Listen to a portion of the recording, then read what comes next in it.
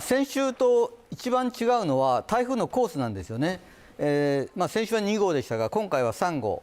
南海上を通っていくのは同じ、梅雨前線があるのも同じなんですが、この日本列島、本州から700キロぐらい離れてるんですね、中心が。前回に比べるとちょっと離れてますので、その分湿った空気の影響を受けにくいのかなと。でもこれ決して油断できるというわけではなくて、局地的にはやはり激しく降ったりすると思いますね。毎週末同じような状況で大雨の恐れってお伝えしていると、なかなかお伝えの仕方も難しいですね。そう、ただ雨っていうのは局地性があるんですよね。だからどこでも降るわけではないんですが、降るところではものすごく降るわけですから、やっぱりご自分に照らし合わせて、いつも言うんですが、災害っていうのは自分が一番分かるんですよ。自分の頭の上がどうなってるのか。だからそのことを自己責任というとなんですけども、いつも常に自分の頭の上を考えることが大切だと思いますね。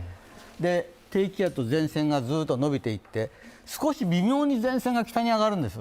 その分明日は後半から雨になりやすくて、特に日曜日は関東でも50ミリ以上の大雨、前回が160ミリぐらい降りましたから、それの半分ぐらいかなというイメージなんですけどもね。明日正午からとはいえですね、やはりこういう南海上の前線の強いところでは激しく降りますから、やっぱり、四国とか紀伊半島とかは警戒が必要なことに変わりありませんね。太平洋側ですね。はい。